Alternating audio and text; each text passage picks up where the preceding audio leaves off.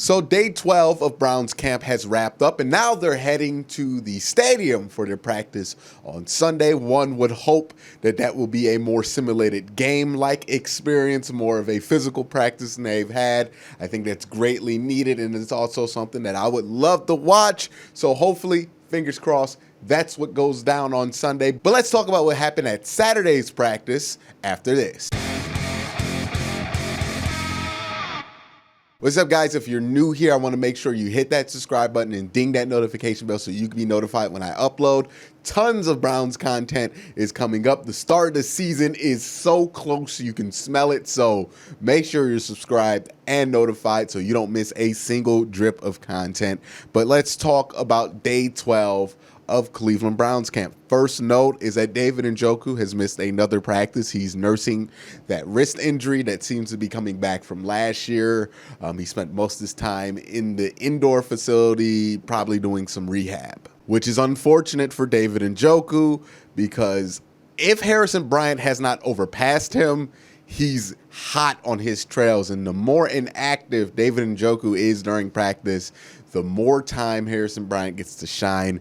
And the more that happens, the more likely it seems that David Njoku will not have a significant role in this Cleveland Browns offense. Let's face it, there's a lot of mouths to feed here. You got Odell, Jarvis, Kareem Hunt, Nick Chubb, Austin Hooper. All of these guys you have to get the ball to because you're paying a premium to have them on the offense to get the ball to. And then you have to fit in the other guys, the Rashard Higgins of the world, the Donovan Peoples-Jones of the world, the Kadero Hodges, the Harrison Bryants, and the David Njokus. And right now, of all of the people on that list, I would put David Njoku at the very bottom so far because he just hasn't done much during camp. The other guys have done something, made plays, looked exceptional at times.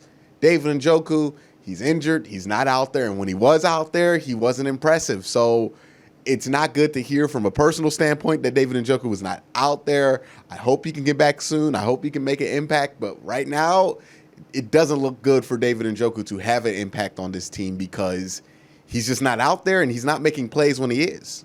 On another camp battle news, I think Porter Gustin has taken Chad Thomas's spot, but Chad Thomas responded today with a good practice, so a nice little competition there for the number 4 defensive end spot. At linebacker, Tay Davis and Malcolm Smith took second team reps, while Jacob Phillips, Sione Takitaki, and BJ Goodson were exclusively with the first team today. So that's good news for the rookie who hadn't seen much time with the ones up until now. So it seems like they're preparing him to see some playing time once the season starts. So that's all the notes heading into this practice. The last practice before they head to the stadium and kind of wrap up this section of training camp. So what happened? Well, let's talk about the defense first. So some good things happen from some specific pieces that you've been wanting to see do these specific things on the defensive line. And what I mean by that is that Larry Ogunjobi held up against the inside run today. Now, they weren't in pads. It wasn't physical. You take everything on the line of scrimmage with a grain of salt in those conditions. But this is something that I have not seen routinely from Larry Ogunjobi in pads, without pads, in any situation. So it's a real nice change to see him make the plays, be disciplined enough to stop the inside run, be physical enough to stop the inside run. So nice things that you saw here from Larry Ogunjobi, the kind of things you've been hoping to see out of Larry Ogunjobi more consistently if he's going to be a 3-down defensive tackle. And with Billings not playing this year, opting out, you're going to need Larry Ogunjobi to be out there. You're going to need him to be better in that aspect of the game. And it's nice to see a step in the positive direction. We'll see on Sunday if that's going to be a permanent step in the right direction. But the defensive line did have a good day today. They didn't eat the offensive line alive, but they traded blows and the defensive line made plays throughout practice, specifically against the run game, which they have not been doing at all. You can see Jacob Phillips getting involved with the defensive line here to stop the run here. Also, they held up much better against these stretch run plays that the Browns run a lot of with the speed that they have with Chubb and Hunt and with their tackles. So it's nice to see that they're kind of adjusting to that, able to spread out wide, because also a team that runs a lot of stretch run plays is the Baltimore Ravens. Lamar Jackson, Mark Ingram, now J.K. Dobbins coming off that edge. It's going to be very important that the Browns are very good at kind of stringing those runs out along the sideline and being able to stop them, because that's how a lot of teams are planning on beating them throughout this year, especially at the beginning part of it. And the last guy I would say made some kind of an impact today was Sione Takitaki. He continues to be better in pass coverage. This has been a consistent thing throughout camp. I think he's actually made some strides in that area if what we see at camp is to be believed, because he has been defending out there a lot more. Last year, he was such a situational guy, it was hard to give him snaps.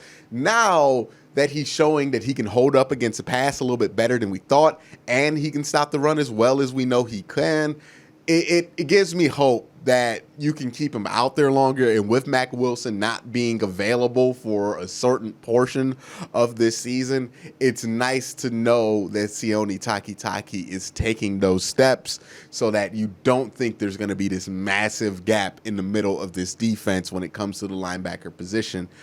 So that's really good to see out of Sione Takitaki. Now, let's talk about the offense. Okay, so what I'm liking that I'm seeing out of the offense is they're starting to find the rhythm. They're starting to look a lot more crisp. They're starting to execute a lot more efficiently. It looks like they're getting into a groove that, again, they did not get into last year. Like, the offense had individual plays last year that looked phenomenal with the individual talent that they had, but they never looked this cohesive as a group. And it looks like as camp progresses, as they kind of get this offense down, they look a lot more cohesive than they did last year. Now, again, I would like to see how this holds up in a more live situation with pads and with more of the duration of practice being full speed. I would like to see how this offense looks, but for what it is right now, it definitely looks on track. And it looks like it's in a good place. Again, the guys are looking crisp out there. The play actions are looking crisp. Like, the execution of everything about this offense looks better than it did last week, obviously. But also when you watch it, you don't get this sense that they're like really a far away from being game ready, which is also a good sign to hear. And I think where it shows itself the most, and where I think the most complete part of this offense is not just the run game. We've talked about that ad nauseum. By the way, Kareem Hunt is really good at running the football, and so is Nick Chubb. And Kareem Hunt had this ridiculous cut up of cuts that he did today, which I thought was pretty interesting. I thought I'd show you guys.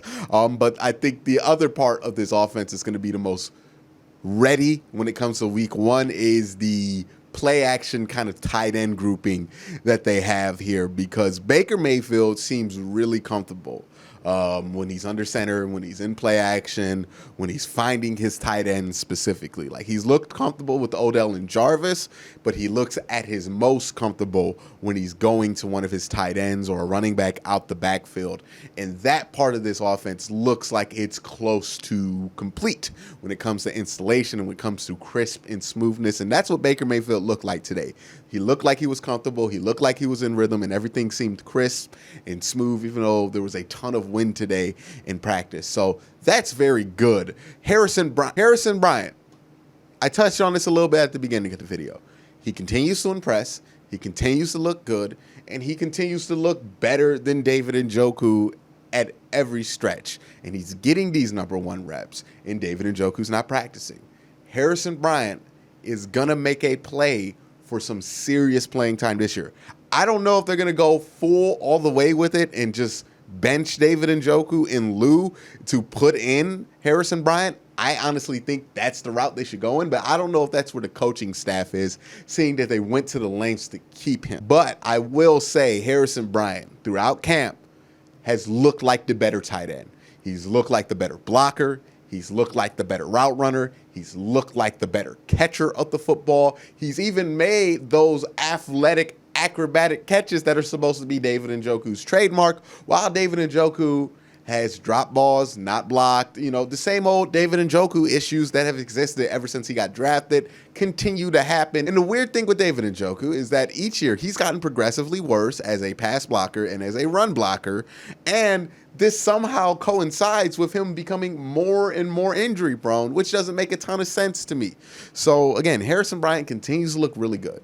David Njoku continues to not be on the field. I think, honestly, Harrison Bryant has passed that point of no return to where you can't take that guy away from the first team anymore. He's going to have to be out there when you have him and Austin Hooper out there. I think that's going to be a really nice combination for Baker Mayfield. And the thing about Harrison Bryant, too, is the versatility of him. He can line up at fullback if you need him to line up at fullback because he did that in college. He can take snaps from that position. He can block from that position. I can see a package where they have Harrison Bryant at fullback and David Njoku and Austin Hooper and Farrell Brown as the 3 tight ends, and have the world's first technically 4 tight end grouping out there because, again, Harrison Bryant is flexible in that way. Now, I don't know if they're going to keep 4 tight ends on this roster, but if they wanted to, they could, and they could have all 4 of them be hopefully kind of useful. Even David Njoku, as little as he's impressed in camp, still has to have some use as athletic as he is. So it's going to be interesting to see what they do with Harrison Bryant and how they get him playing time because he is so versatile. He can do those things, again, play fullback. And speaking of fullback, Andy Janovich can actually catch the ball a little bit. He's not been bad in that area. He's looked pretty smooth.